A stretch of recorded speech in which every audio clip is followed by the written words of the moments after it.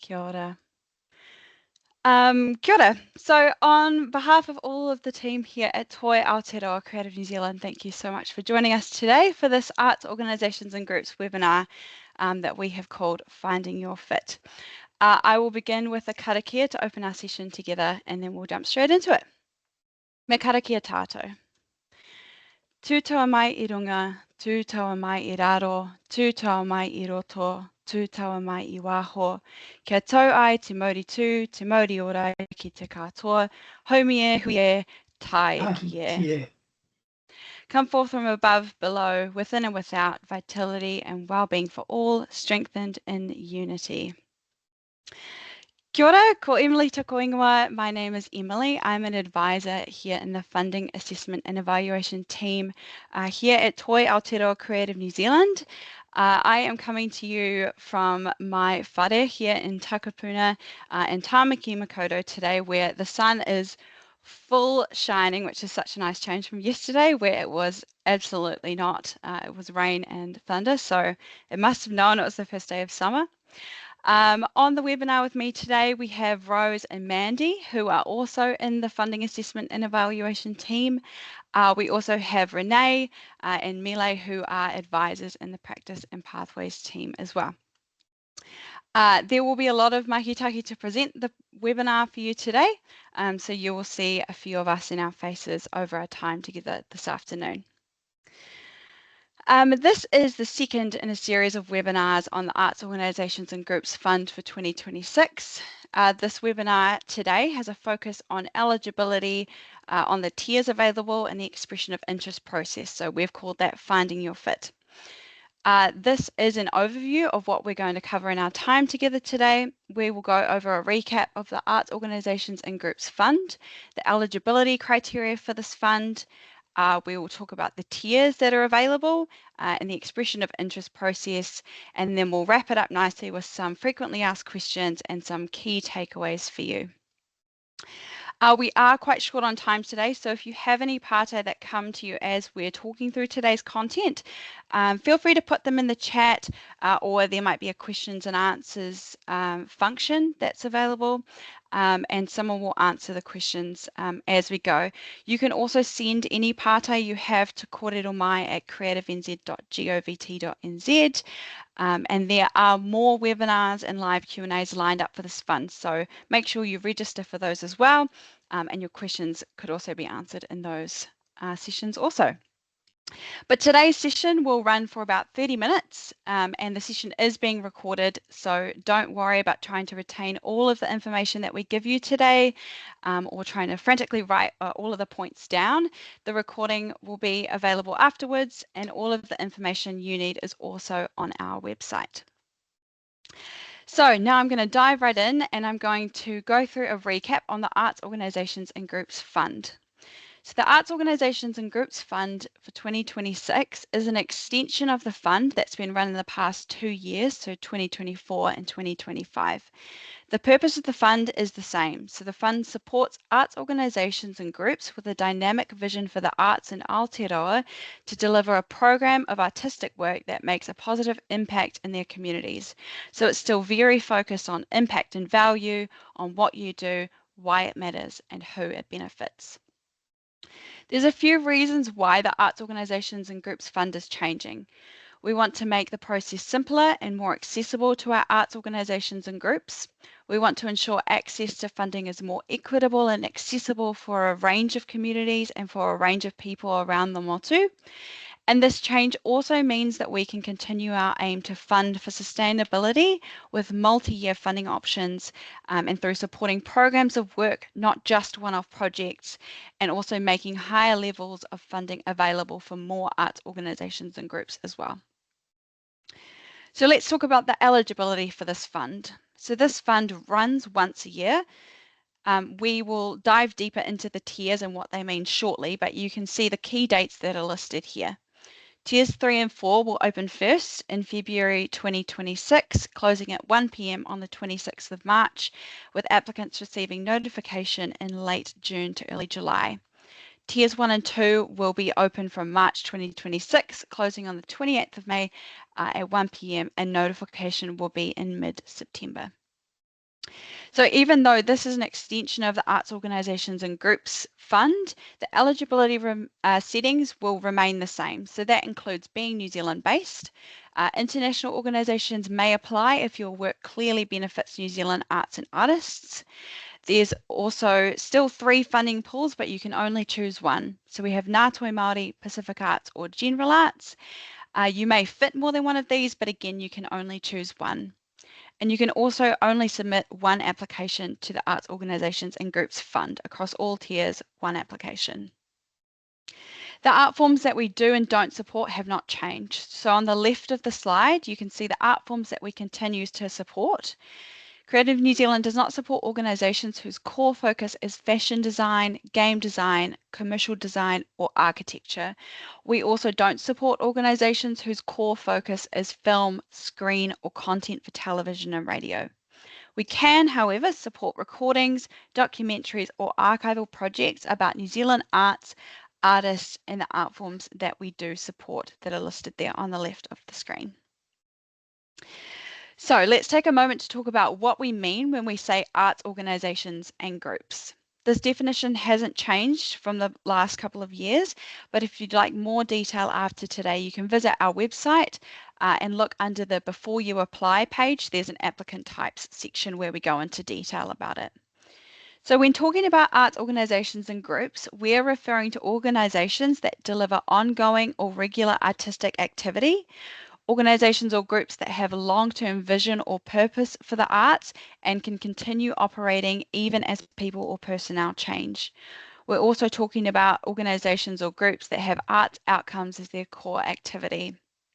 Some common examples of arts organisations and groups can include an art gallery, a festival, an orchestra, or an established publishing company. Just some examples. There are more, but just some key examples for you. If you're still wondering if you are an arts organisation or group, one key question to ask yourself is arts our core purpose? By that we mean the creation, presentation or development of art and artists in Aotearoa. Again, if you need more clarity, there is more information on our website. And what we mean by benefit, communities and impact has also not changed, that remains the same. And again, you can read more on these, more about these on our website under the Making an Application page.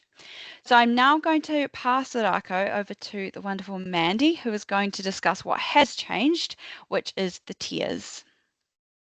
Oh, thanks, Em. Hi, everyone. So I'm just going to take us through the new tiers. So what has changed is the structure of the fund. From 2026, there will now be 4 tiers instead of 2. And support can run for 1, 2, or 3 years across all tiers. So this means you'll need to choose the tier that fits your size, role, and impact that you make. So you'll see tiers 1 and 2 are unchanged. That's still a request of up to $50,000 or $50,000 to $125,000 per year. Tiers 3 and 4 are new, offering opportunities to apply for higher levels of support for $125,000 to $500,000 and over $500,000 a year. And here you'll see a visual of what each tier looks like and their requirements, which you'll be able to refer back to on our website. If you want to apply for tier 3 or 4, you'll first need to complete our expression of interest form, or EOI. We'll have a look over this shortly. You don't need to decide between the tiers at EOI stage. When you're ready to apply, you can select the tier that fits your organisation or group best. To be able to apply to tiers 3 and 4, your arts organisation or group must have an average turnover of at least $250,000 per year in the past 2 years and received Creative New Zealand funding within the last 3 years, so 2023 to 2025, and this is not including from CCS, the Creative Communities Scheme. If you are confirmed that you can apply to tier 3 or 4, there'll be additional questions and evidence that you need to provide. It's important that you have a read of these on our website before you start your application. So we'll have a look at the additional requirements for tier 3 and 4. For tier 3, you'll need to include and provide within your application evidence of a revenue generation plan, fundraising plan, or both, You'll also need to answer questions about how you'll grow your income streams to ensure the sustainability of your organisation, and how your organisation recognises in the arts the role of Māori as tangata whenua. For Tier 4, you'll need to answer the Tier 3 questions, as well as questions about your unique contributions that you make to the development and sustainability of the arts ecosystem. You'll also need to provide evidence of specific examples of partnerships, programs, or initiatives that demonstrate your commitment to developing and sustaining the arts ecosystem. Information about how you're supporting arts infrastructure, arts development, or community projects. Examples of your advocacy work, such as participation in policy discussions or other public campaigns. So I'm going to hand over to Rose now to discuss the expression of interest process and the form for Tier 3 and 4. Okay, thank you, Mandy. So if you want to apply to Tier 3 or Tier 4, sorry, I'm just going to the wrong slide there. My apologies. If you want to apply to Tier 3 or 4, there is a simple expression of interest form that is on our website. So to fill out the form, you want to go to the Creative New Zealand website, go to the Arts Organisations and Groups Fund web page. You're then looking for the section that's called How to Apply. So I can scroll down to How to Apply. You're then going to look for the section that says Applying for more than $125,000 per year and click Expression of Interest form. So here's the form. It does not take long to fill it out. You can read the details at the top on your own time if this applies to you, but here is what you're going to fill out. The name of your arts organization or group, whether you meet CNZ's definition of an arts org or group, whether your organization has received funding from CNZ within the past 3 years. You'll want to get your average annual turnover numbers over the past 2 years for this box here. And then you will put the tier that you want to apply to. You'll then tick the art forms that your organization works within. And at the bottom here, you will add your name and email address. Then you just click submit and that's it. We will reply to your EOI within 5 working days. EOIs are open now, but the form will close in March before the round closes. So if you are intending to apply to Tier 3 or 4, you need to make sure that you have submitted your EOI by March 13th. I will now pass the rākau to Renee, who will run through the last few slides. Kia ora koutou. I'm Renee. I'm one of the Practice and Pathways advisors. And just before we go to questions, I'm going to run through a few of our frequently asked questions, most of which we've covered off, but so forgive us any reiteration. So the first one, of course, is what is considered an arts organisation. So simply put, it's when arts is at the core of what you do, whether that's creation, presentation, or development of arts or artists in Aotearoa. This, of course, includes arts services and capability organisations. We know that there are a huge number of organisations throughout the country that use arts as a vehicle for wider social or community impact, whether it be in social services or health sector, but it means that perhaps this isn't the right fund for you. The